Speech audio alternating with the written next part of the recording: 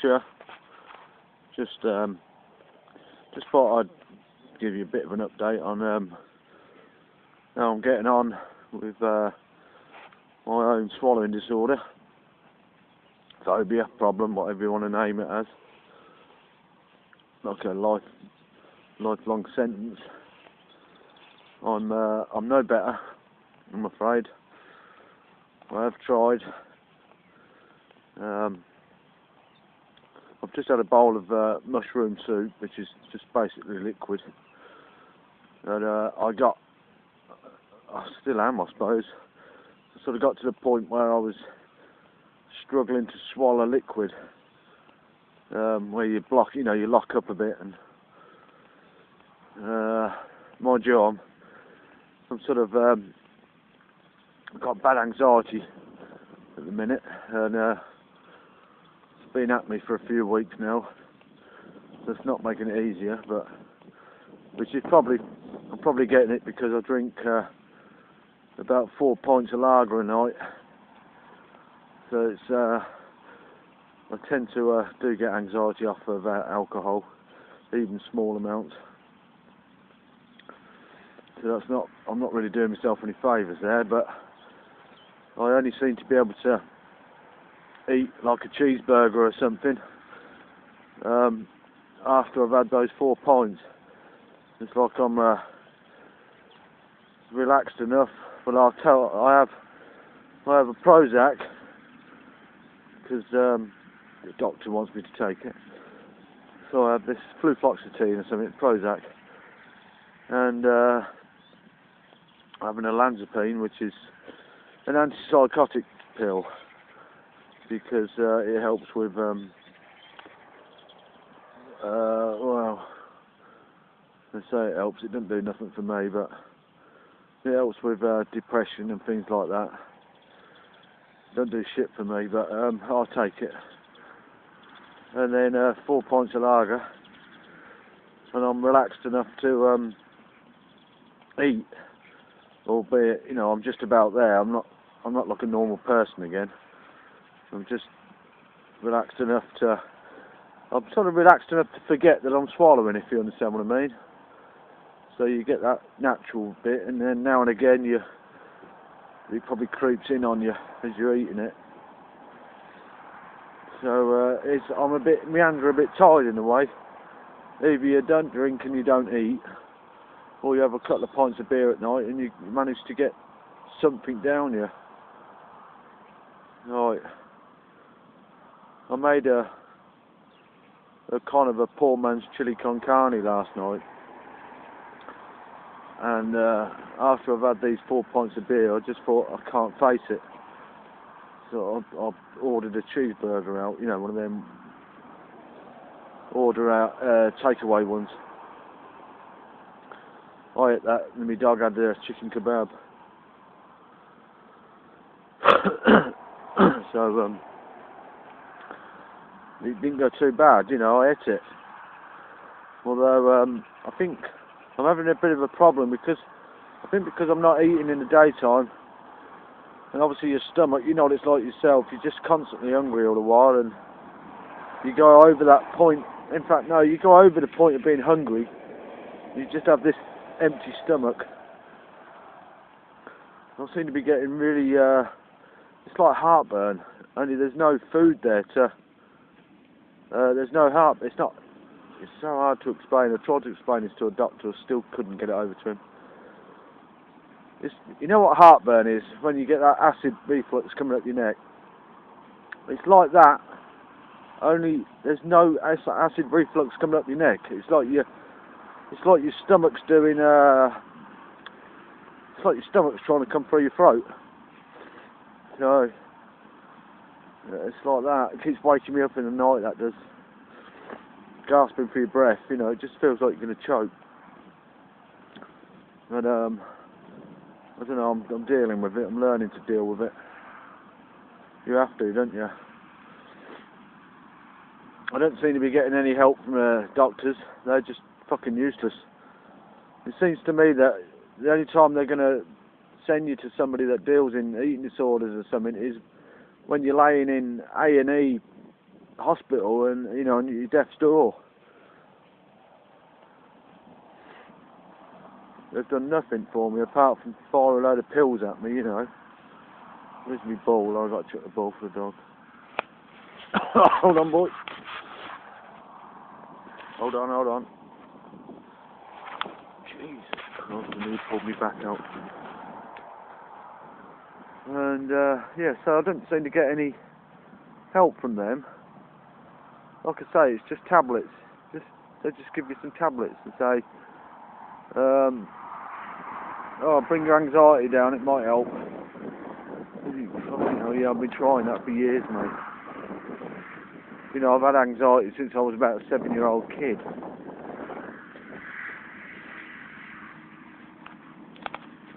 That stuffed up the social phobia. And a bit of paranoia thrown in with it, I suppose. It doesn't help matters. And it's cold up here today. And it was supposed to be nice, and it's been freezing. You know, I'm just trying to think of anything that I'll tell you what I used to love eating, and I'm struggling with it now, and that's rice. Baked beans and rice. There's two things I'm struggling with. Baked beans, I don't know why, it's how it is in your mouth. It's just a weird one. Like, if you was to give me a bit of chicken, I could swallow the chicken easier than I could the baked beans, a mouthful of baked beans, which is mad. So, you know, like, and I'll try to bring in vegetable soup, because it's got little bits of peas and bits of, you know, little bits and bobs in it. But I find I can't put a full spoonful in my mouth. It's more like a teaspoonful, and I'm still having to sort of emulsify that, to liquidise that, you know, in my mouth to get it down me. All the things that I used to love, I can't do anymore. You know, I used to love going for a. When I say that, I mean it's when my phobia seemed to go away for a few years, about 3-4 years. I was managing it, and I used to go into the cafe in the morning and have a fried breakfast. You know, you're sitting on your own, of course, but you know that was something that I could never have done before that, and I managed to do it. And I used to go in every morning and have either a fried breakfast or I used to love having baked beans on toast in there, you know. Simple pleasures, you know, just simple things really. In fact, I remember once sitting in there and having I mean, this was just a bog standard simple dinner for any man, I suppose, but it was 2 sausages with liver, with onion gravy on it, potatoes and 3 mixed vegetables, I think, and it was fucking beautiful. You know, I should love to be able to go back in there now and have the same thing. I should love to be able to sit at home and have the same thing, really, you know. It's just not happening. And it's tiring. It's telling on me now. You know, obviously you lose weight, and you lose a couple of stone or so, and then you go down to a weight that just seems to stay at the same weight. You know, you go to a steady weight, and we just chuck the ball.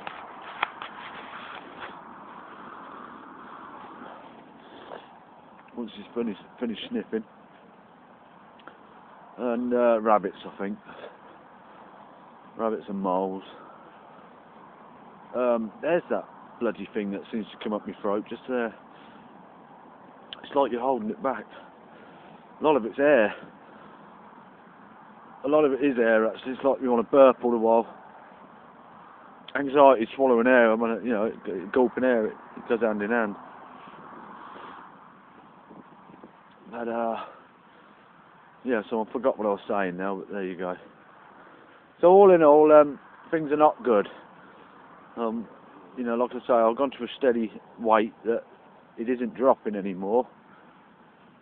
but it's not increasing. And my health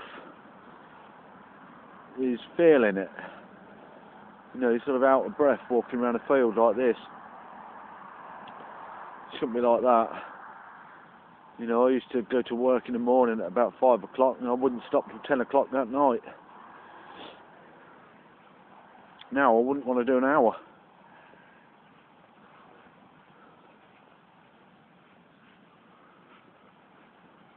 Hey boy. Oh, fuck. Got to get one of them things that you chuck a ball in for a dog. A ball flicker.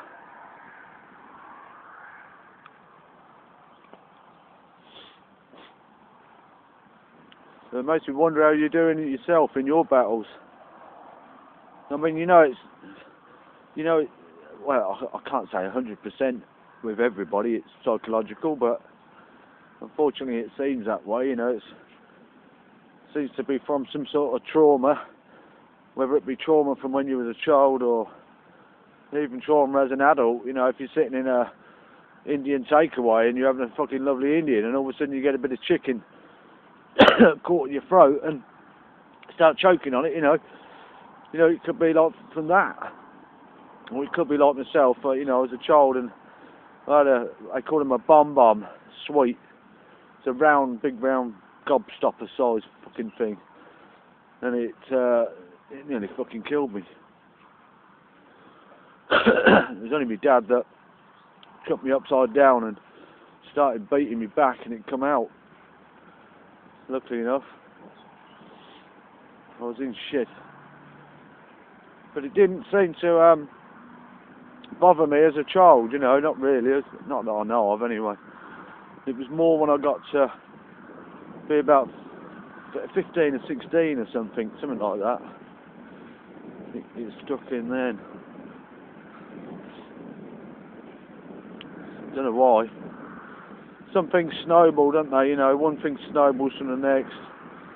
You know, so you could start off with just depression or something, or a little bit of anxiety, and then all of a sudden you know what it's like trying to. I don't know if you've got anxiety, but if you know firsthand what it's like trying to eat when you've got anxiety, it's crippling. So yeah, one thing snowballs from the other, and it feels like it's going to snow.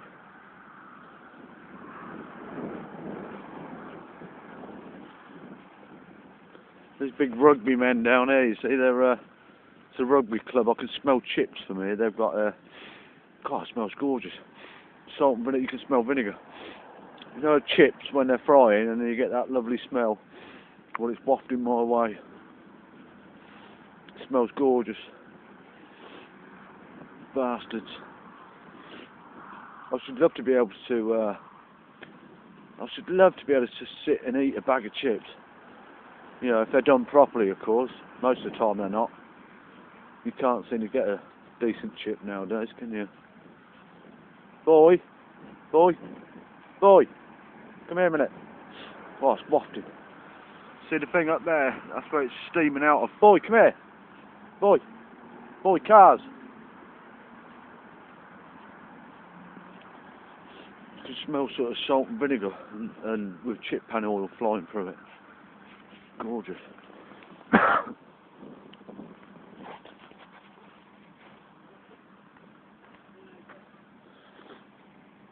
Oh God. What are we gonna do? Go on then, mate.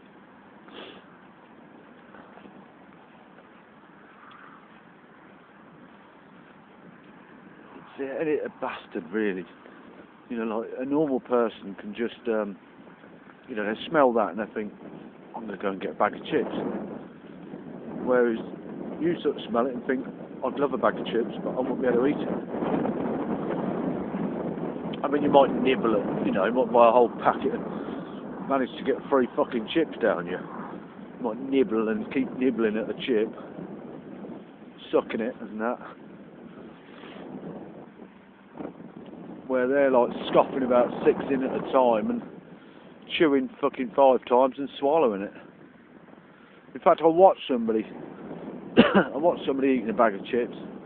Not something I do often, but I watched him because I was in the car, and he was sitting on the side of this wall thing, got his bag of chips, and he was tearing into it. And it, like I say, he was like scoffing these big chips into his mouth. And I counted, and it was 10 times. He chewed 10 times, and then he swallowed the lot.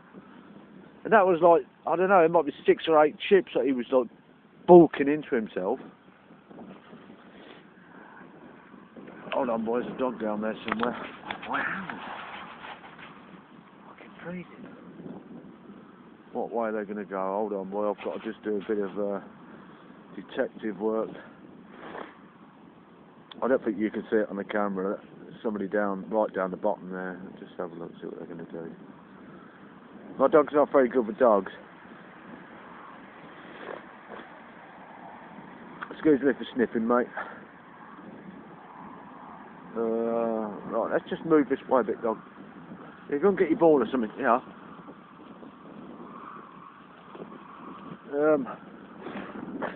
Oh my God. I need a nose bag. But yeah, so I did. I sat watching him, and I just thought, how the hell can you do that? How? I mean, and then you watch things like, I mean, there's a thing on my TV called Man versus Food or something, some sort of food challenge thing, you know. And he like scoffs a cheeseburger down in one mouthful. You just think, how the hell do they do it? I remember when I was about 19 or something like that. I mean, I used to be able to get a pint of lager and stick it to my head, and it was down in under 3 seconds. I mean, it's 2 point something seconds it was down. But I couldn't, you know, obviously I couldn't eat a chip as fast as that.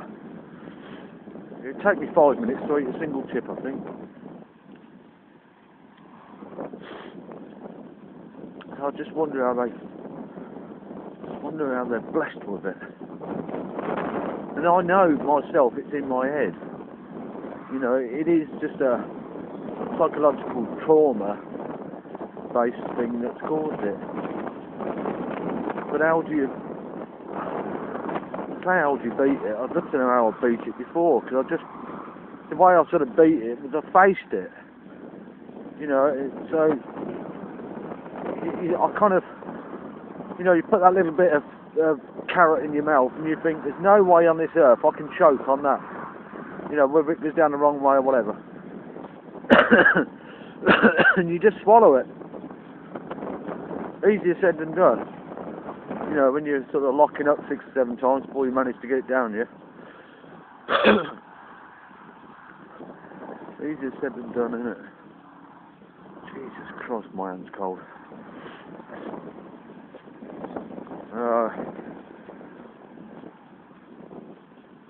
I went shopping yesterday. I went in the shop, and the food shop, and bought.